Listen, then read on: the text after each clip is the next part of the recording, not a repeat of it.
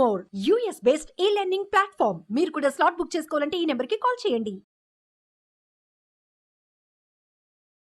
అయితే ఈ శనీశ్వరుడి సంగతి మీకు డౌట్లు ఉన్నాయి ఇంకా? అదే అసలు ఈయన పుట్టుక, ఈయన క్యారెక్టర్ అంటే ఈయన మనస్తత్వం ఏంటి, వాటి గురించి తెలుసుకోవాలని ఒక ఆసక్తి రమ్మగారు. రెండు చాలా సింపుల్ కథ ఇది. సూర్యుడికి సౌమ్యాదేవి అని భార్య ఉండేది. ఆయన సూర్యుడు ప్రచండమైన వేడిమి కలిగినవాడు కదా. ఆవిడకి ఎప్పటికీ ఇద్దరు పిల్లలు కలిగారు, యముడు యమి, లేదా యముడు యమున, ఇద్దరు సంతానం ఉన్నారు. ఈ సౌమ్య ఆవిడ భరించలేకపోయేది ఈ వేడిని. ఎప్పుడు కాలుతూనే ఉండేవాడు నిరంతరం. సూర్యుడు ఏంది నిత్యం అగ్నిగోళం కదా ఆయన. ఆవిడ వేడిని భరించలేక ఎక్కడికైనా వెళ్ళిపోయి సేద తీరాలనుకుంది. ఏం చేసిందట, తన ఛాయ, తన నీడని తీసి, నీడని నా బదులు భర్తతోటి ఉండమని నీడని అక్కడ పెట్టి ఆవిడ వెళ్ళిపోయింది సౌమ్యాదేవి. వెళ్ళిపోయి ఏంటంటే ఆవిడ వేడిని భరించలేక సముద్ర తీరంలో విహరిస్తూ ఉండిపోయింది అనమాట. ఈ ఛాయాదేవి ఇక్కడ ఉండిపోయింది. ఈ ఛాయకి కూడా క్రమంగా సంతానం కలిగారు. ఈ మన శని తపతి ఒక కూతురు కొడుకు కలిగారు. అయితే ఈవిడ ఏం చేసేది, ఏదైనా ఒక సందర్భం వస్తే తన పిల్లల్ని ముద్దుగా చూసుకుని పెద్ద ఆవిడ కొడుకుని ఓ దెబ్బేస్తుండేది.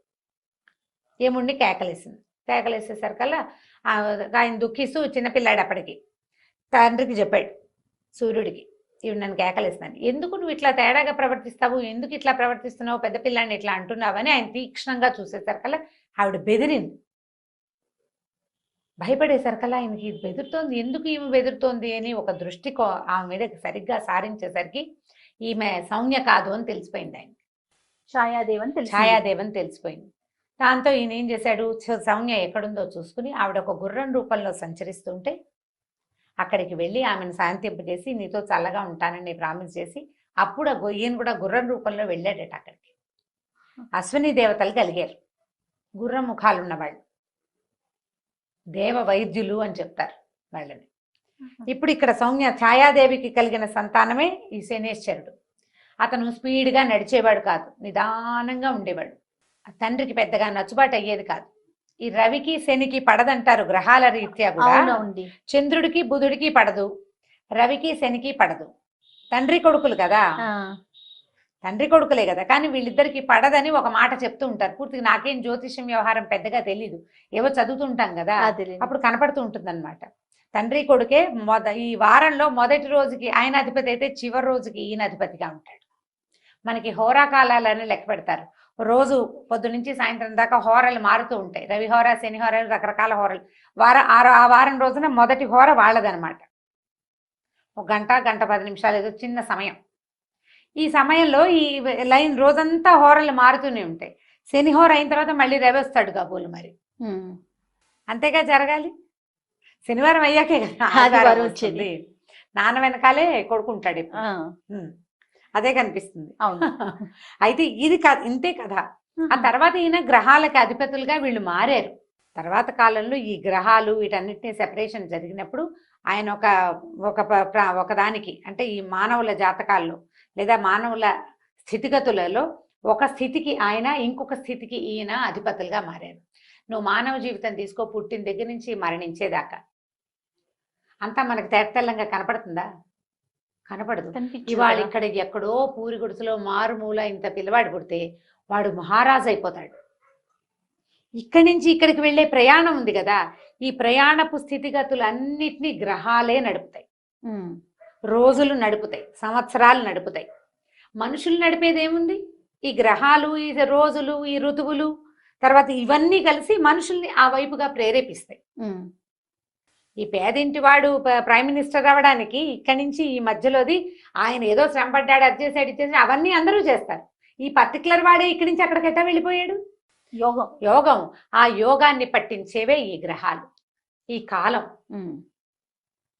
ఇప్పుడు ఈ కాలం ఇవాళ నా పుట్టుక, నా మరణం దాకా ఉన్న కాలం, ఇంతకుముందు నేను పుట్టినప్పుడు ఉంది, అంతకుముందు పుట్టినప్పుడు ఉంది, రేపు పుట్టబోయేటప్పుడు ఉంటుంది.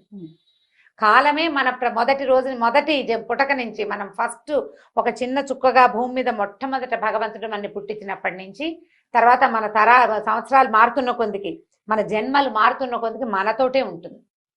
ఆ కాలమే మనకి సాక్షి అంతే. భగవంతుడు కాలస్వరూపుడు. ఉమ్, ఆయన చూస్తూ ఉంటాడు.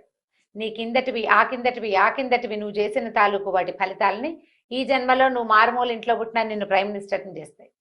ఈ మొత్తానికి సాక్షిభూతంగా ఉన్నటువంటి భగవంతుని యొక్క అవయవాలే ఈ గ్రహాలు, ఈ ఋతువులు, ఉమ్, ఈ సంవత్సరాలు, ఇవన్నీ దానికి ఒక్కొక్క పేరు పెట్టుకున్నాం. అంతే.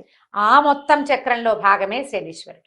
అయితే కొన్ని అపోహలో మరి నిజాలో తెలియదు కానీ ఆయన్ని అంటుకోకూడదని, పూజా విధానంలో ఆడవారు కొంచెం దూరంగా ఉండాలని, నల్ల వస్త్రాలే ధరించాలని, ఇలాంటి ప్రత్యేకమైన నియమాలు రావటానికి దీనికి సంబంధించి ఏదన్నా అంటే పూర్వపు అంశాలు ఏమైనా ఉన్నాయా రమ్మగారు? క్రమంగా కాలక్రమంగా ఏమవుతాయంటే జయ, చిన్న చిన్నవి కూడా పెద్ద పెద్దవిగా పరిణమిస్తాయి. ఆ, ఇప్పుడు స్త్రీలు దూరంగా ఉండాలని చెప్పేది ఏమో మన సింగనాపూర్లో ఆడవాళ్ళు రాకూడదని. అవును. మేమెందుకు రాకూడదని మన వాళ్ళు ఫైట్ చేసి దాన్ని సాధించినట్టున్నారు. ఇవాళ రేపు స్త్రీలు కూడా వెళ్ళొచ్చని. ఉమ్, మొదట్లో వెళ్ళి దగ్గరికి వెళ్ళి చేసేవాళ్ళు. ఈ మధ్య కాలంలో ఒక 4-5 ఏళ్ళ నాడు నేను వెళ్తే ఇక్కడెక్కడో నూనె పోస్తే చాలా గొట్టాల ద్వారా వెళ్ళి అక్కడ పడుతుంది ఆయన మీద.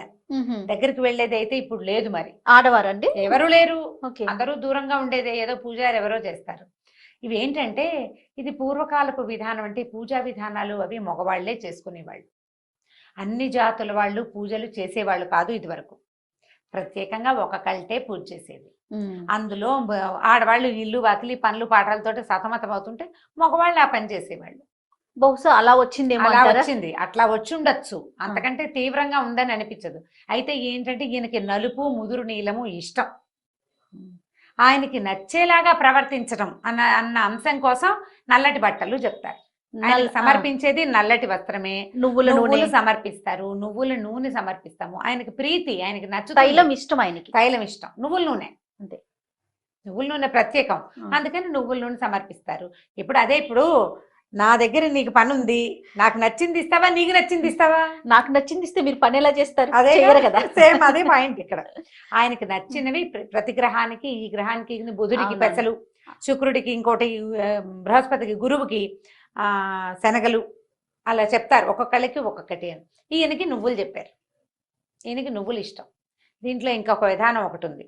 ఈ శనివారం నాడే ఒంటికి నూనె రాసుకొని తలంటి పోసుకోవాలని చెప్తారు. ఉహుం. తైలాభ్యంగనం చేయటం, ఒంటికి నూనె రాసుకొని నూనెని వదిలించుకోవాలి. ఉహుం. నూనెను వదిలించుకోవాలి. తైలాన్ని దానం చేయాలి. తర్వాత తిలలు దానం చేయాలి. నువ్వుల నూనె ఆ రోజున ఎవరి చేతిలో ఇంచి తోటకూర అవి శని అంటారు. అవును. ఇనప వస్తువులు, నువ్వులు, నూనె ఇంకొకరి చేతిలో నుంచి తీసుకోకూడదు. బజార్ వెళ్ళి కొనుక్కోకూడదు. మనం చెయ్యకూడని ప్రతి పనికి కూడా ఉమ్. శని ప్రభావం ఉంటుంది, శని పట్టుకుంటుంది, జనరల్ లాంగ్వేజ్ లో మనం వాడేది. అలా చెప్పి ఆ పనుల నుంచి మనల్ని అవాయిడ్ చేసే కార్యక్రమాలు జరుగుతూ ఉంటాయి. ఎందుకంటే నువ్వు కష్టపడాల్సి వస్తావు, ఆ, నువ్వు కష్టపడతావు. ఆయన పని చేయిస్తాడు నీతోటి. అంతే. నువ్వు ఎక్కువ శ్రమతోటి తక్కువ ఫలితం ఇస్తాడు. నువ్వు శ్రమ పెంచిన కొందికి ఫలితం కనిపిస్తుంది. నువ్వు ఇంత కష్టపడతావు కాబట్టి వద్దంటారు. కష్టాలు ఎక్కువ అవుతాయని. నిజానికి శని చెడ్డవాడని అనడానికి వీల్లేదు. కష్టే ఫలి అనేది నీకు నేర్పిస్తాడు. ఆయన వెళ్తూ మంచి చేసి వెళ్తాడు. అవునంట. నీకు కష్టపడ్డాన్ని నేర్పిస్తే ఉత్తరోత్తర నువ్వు హాయిగా ఉంటావు. ప్రతి జీవి మీద ఆయన ప్రభావం ఉంటుందని వింటాం కదా రమ్మగారు. ఉంటుంది, ప్రతి జీవి మీద ఆయన ప్రభావం ఉంటుంది. ఆఖరికి దేవాధిదేవుడైన పరమేశ్వరుడు కూడా ఈయనకి లొంగిపోయాడని అలాంటి బోల్డని పురాణ గాథలు ఉన్నాయి. ప్రధానమైంది శనివారం నాడు తైలాభ్యంగనం ప్రాక్టీస్ లో పెట్టుకోవాలి ఎవరైనా. దానివల్ల 2 బెనిఫిట్స్ చెప్దాం చూడు. ఇప్పుడు శనికి ప్రభావము అవన్నీ నువ్వు లోన్ అవ్వవు, నీకు లేవు అవేవి. నూనె రాసుకుని స్నానం చేయటం వల్ల ఫ్రెష్ గా అవుతావు. రిఫ్రెష్ ఇంట్లో నుంచి బద్ధకం తగ్గుతుంది. కొవ్వు అక్కడక్కడ ప్యాక్ చేయబడి ఉన్నది మూవ్ అవుతుంది. నువ్వు అలవాటుగా చేస్తావు, శుభ్రంగా ఉంటావు, ఆరోగ్యానికి మంచిది. ఇది మంచిదే కదా. ఆరోగ్యమే మహాభాగ్యం ఇవాళ రోజుల్లో. అవును. కాబట్టి తైలాభ్యంగనం శనివారం నాడు నెత్తికి నూనె పెట్టుకోవటం, చెవిలో కొంచెం నూనె వేసుకోవటం, చిన్నపిల్లలకి ముక్కులో చెవిలో కూడా నూనె వేయటం. మరి చంటి బిడ్డలకి డాక్టర్లు వద్దంటే మానేయండి, కానీ కాస్త పెద్దవాళ్ళకి వేయచ్చు, పర్వాలేదు. చక్కగా బాగా నువ్వుల నూనె ఒంటికి అంటేలాగా మద్దం చేసుకోవటం, సున్నిపిండి పెట్టి చక్కగా దాన్ని వదిలించుకోవటం, బాగా నలుగు పెడితే చర్మం కాంతి దేరుతుంది. దానివల్ల మీకు ఉత్సాహం వస్తుంది, మంచి నిద్ర పడుతుంది. మర్నాడు ద్విగుణీకృత ఉత్సాహంతో పనిచేస్తారు మీరు. మర్నాడు రవి కదా వచ్చేది, రవి నాటికి స్పీడ్ గా ఉంటారు, పని చేయడానికి సిద్ధంగా ఉంటారు. అందుకని ఈ శనివారం నాడు ఇది చేసుకోవాలి. ఇవి మంచి పనులు. ఈ రోజున గనక మనం శని త్రయోదశి నాడు గనక ఏ చిన్న దైవ కార్యక్రమం చేసినా అది ద్విగుణీకృతమైన ఫలితాన్ని ఇస్తుందని చెప్తారు. కొన్ని వస్తువులు కొనుక్కోకూడదు అని పెద్దవాళ్ళు చెప్తే ఎందుకు అని అనకుండా మానేస్తే సరిపోతుంది. ఇవి చేయనాయినా అని చెప్పారు, ఎందుకు అని అడద్దు, చేసేయండి.